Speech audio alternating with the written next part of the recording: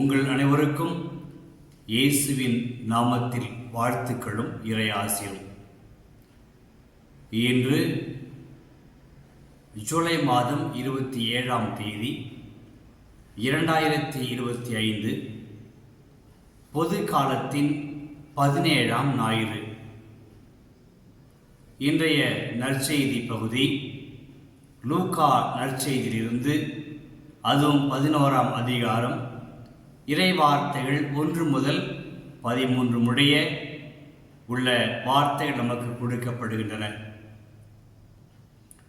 இன்றைய நற்செய்தியில் இயேசு தன்னுடைய சீடர்களுக்கு தானே ஒரு முன் உதாரணமாக வாழ்ந்த நிகழ்ச்சியை பார்க்கிறோம். இயேசு இறைவனிடம் வேண்டிக் கொண்டிருக்கிறார், தந்தையோடு பேசிக் கொண்டிருக்கிறார், தந்தையோடு ஜெபத்தில் ஈடுபட்டிருக்கிறார். இந்த நிகழ்ச்சியை சீடர்கள் பார்க்கிறார்கள், கண்டார்கள். அந்த சீடர்களுக்குள்ளே ஒரு உந்துதல், நாம் ஏன் நம்முடைய தலைவரை போல இருக்கக்கூடாது, நாமும் கற்றுக்கொள்வோமே என்ற ஆர்வம் வருகிறது. அப்ப இயேசுவின் வாழ்வு நமக்கு ஆர்வத்தை ஊட்டுகிறது. இயேசுவின் நல்ல செயல்கள் நாமும் நல்ல விதமாக செயல்பட வாழ நமக்கு ஒரு ஆர்வத்தையும் புத்துணர்ச்சியும் ஊட்டிக் கொண்டிருக்கிறது. அன்று சிலர்களுக்கு அந்த ஒரு நிகழ்ச்சி மனதில் ஆழமாக பதிந்தது. எனவே அவர்களும் விரும்புகிறார்கள் ஜெபிப்பதற்கு, இறைவனிடம் வேண்டுவதற்கு. எனவே இயேசுவை பார்த்து கேட்டார்கள். யோவானின் சீடர்களுக்கு யோவான் ஜெபிக்க கற்றுக் கொடுத்தது போல நீங்கள் எங்களை கற்றுக் கொடுங்கள், நாங்களும் உம்மை போல இறை வேண்டல் செய்ய ஜெபிக்க ஆசைப்படுகிறோம் என்று கேட்டார்கள். இயேசு அவருடைய ஆர்வத்தை புரிந்து கொண்டு அவர்களுக்கு எப்படி ஜெபிக்க வேண்டும் என்று கற்றுக் கொடுத்தார். அந்த இயேசு கற்றுக் கொடுத்த வார்த்தைகளை இன்றும் நாம் ஜெபித்துக் கொண்டிருக்கிறோம், இறைவனிடம் நாம் வேண்டிக் கொண்டிருக்கிறோம். இந்த கற்றுக் கொடுத்த பாடு 2 நிகழ்ச்சிகளை அவர்களுக்கு சொல்லி விளக்குகிறார். நீங்கள் ஜெபிக்கிறீர்கள், உங்கள் ஜெபம், உங்கள் இறைவேண்டல் எப்படி இருக்க வேண்டும்? அதாவது இடைவிடாது தொடர்ந்து ஆர்வத்தோடு ஒழுக்கத்தோடு மன்றாடுங்கள், ஜெபியுங்கள். ரொம்ப அவசியம். மனம் தளர்ந்து விடக்கூடாது, சோர்ந்து விடக்கூடாது. அதனால்தான் இயேசு சொல்கிறார், கேளுங்கள் கொடுக்கப்படும், தட்டுங்கள் திறக்கப்படும், தேடுங்கள் கண்டடைவீர்கள். ஆக இயேசு அன்று சீடர்களுக்கு கற்றுக் கொடுக்கிறார், நீங்கள் இறைவனிடம் கேளுங்கள், கேட்டுக்கொண்டே இருங்கள், தட்டுங்கள், ஆண்டவரின் கதவுகளை தட்டுங்கள், குறிப்பாக ஆண்டவரின் இதய கதவுகளை தட்டுங்கள், உங்களுக்கு கிடைக்கும் என்று அவர் உறுதிபட செய்தார். இந்த நிகழ்ச்சியை இயேசு அன்று ஒப்பிட்டு பார்க்கிறார். சொல்கிறார், நண்பர் ஒருவர் நள்ளிரவில் மற்றொரு நண்பரை வீட்டிற்கு சென்று கதவை தட்டுகிறார். திடீரென்று, நண்பா, என்னுடைய வீட்டிற்கு ஒரு வந்திருக்கிறார், நண்பர் ஒரு வந்திருக்கிறார். இந்த வழியாக சென்றவர் நேரம் கடந்து விட்டது, எனவே வந்திருக்கிறார், அவருக்கு உணவளிக்க வேண்டும். என்னிடம் உணவு இல்லை, நீதி கொஞ்சம் உணவு கொடும் என்று நண்பரின் வீட்டின் கதவை தட்டுகிறார். நண்பரின் பதில் என்ன? நண்பர் சொன்னார், நாங்கள்லாம் படுத்து விட்டோம், கதவுகள் அடைக்கப்பட்டிருக்கிறது, பிள்ளைகள்லாம் படுத்திருக்கிறார்கள், எனவே நான் வர இயலாது, உணவு கொடுக்க இயலாது என்று முதலில் மறுக்கிறார். ஆனால் வந்த நண்பர் என்ன செய்தார்? கதவை தட்டிக்கொண்டே இருந்தார். அந்த வீட்டில் உள்ள இருந்த நண்பர் எழுந்து தொல்லை தாங்க முடியாமல் வந்து நண்பருக்கு உணவை கொடுத்தார். இயேசுவின் கருத்து என்ன? ஆண்டவரை நீங்கள் தட்டிக்கொண்டே இருங்கள். மனித குணங்கள், மனித தேவைகள் ஏராளம். ஒவ்வொரு நாளும் நம்முடைய தேவைகள் அதிகரித்துக் கொண்டே இருக்கின்றன. நம்முடைய தேவைகளை நாம் நம்முடைய அறிவை வைத்துக்கொண்டு மட்டும், நம்முடைய திறமையை வைத்துக்கொண்டு மட்டும் நம்மால் பெற்றுவிட முடியாது, அடைந்து விட முடியாது.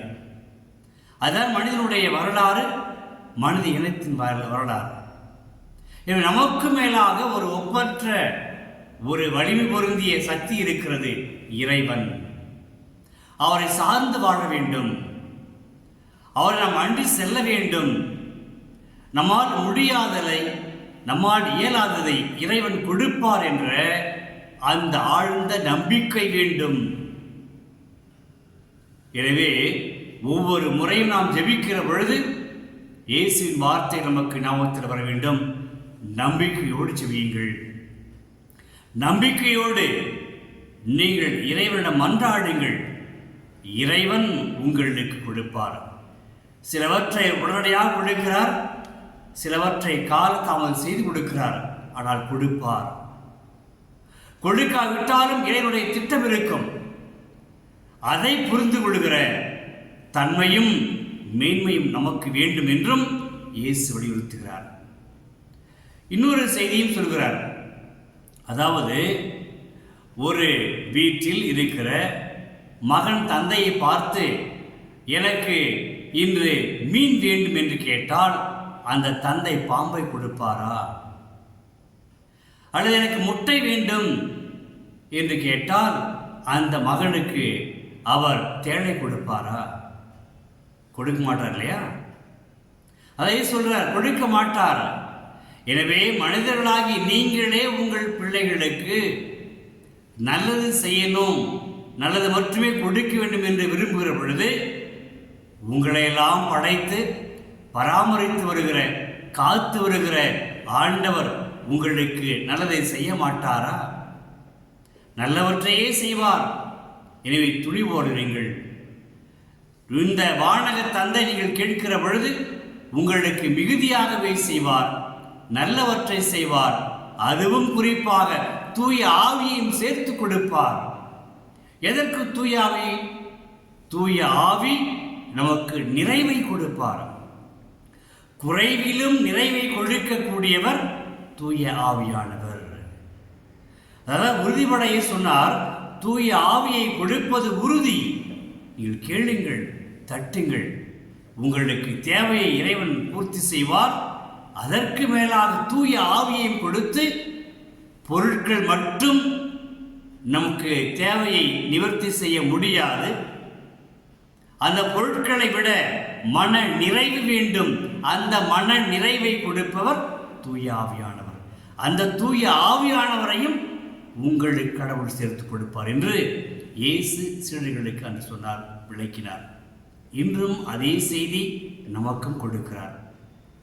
தட்டுங்கள், தட்டிக்கொண்டே இருங்கள், நம்பிக்கையோடு தட்டுங்கள், நம்பிக்கையோடு கேளுங்கள், அயராது கேளுங்கள். இறைவன் உங்களுக்கு கொடுப்பார். அதுவும் இரண்டாவது, நல்லவற்றையே கொடுப்பார். தாமதப்படுத்தினாலும் நல்லவற்றையே கொடுப்பார். அந்த பொருட்கள் மட்டுமல்ல, உடைமைகள் மட்டுமல்ல, வெற்றிகள் மட்டுமல்ல, அதைவிட கூடுதலாக மனித வாழ்க்கைக்கு தேவையான மன நிறைவான தூய ஆவியையும் உங்களுக்கு கொடுப்பார் என்று இயேசு உறுதிபட சொல்கிறார். செய்தியை ஏற்றுக்கொள்வோமா? அன்புள்ள தகப்பனே இறைவா, உம்மை வாழ்த்துகிறோம், போற்றுகிறோம். அன்று உமது சீடர்களுக்கு நீர் ஜெபிக்க கற்றுக் கொடுத்தீர். அதிலும் நம்பிக்கையோடு இறைவேண்டல் செய்யுங்கள், தொடர்ந்து செய்யுங்கள், இடைவிடாது செய்யுங்கள், தந்தை உங்களுக்கு கொடுப்பார் என்ற அந்த மாபெரும் செய்தி அன்று சீடர்களுக்கும் இன்று எங்களுக்கும் வழங்கியிருக்கிறீர். நாங்கள் நம்பிக்கையோடு ஜெபிக்கின்ற பொழுது பெற்றுக்கொள்வோம் என்ற அந்த மனநிலை எங்களுக்கு தாரும். அது மட்டுமல்ல, அந்த நாங்கள் கேட்கின்ற எங்கள் தேவைகளுக்கு மேலாகவே நாங்கள் மன நிறைவு அடையும்படியாக தூய ஆவியானவரையும் எங்களுக்கு கொடுத்து, நல்லவற்றையும் தீவையற்றையும் தேர்ந்து தெளியக்கூடிய மன நிறைவை அடையக்கூடிய மேன்மையான பக்குவத்தையும் எங்களுக்கு தந்து, எங்களை நாளும் ஆசீர்வதியும். இவற்றை உம்மகன் இயேசு கிறிஸ்து வழியாக ஜெபிக்கிறோம் தந்தையே. ஆமேன், ஆமேன், ஆமேன்.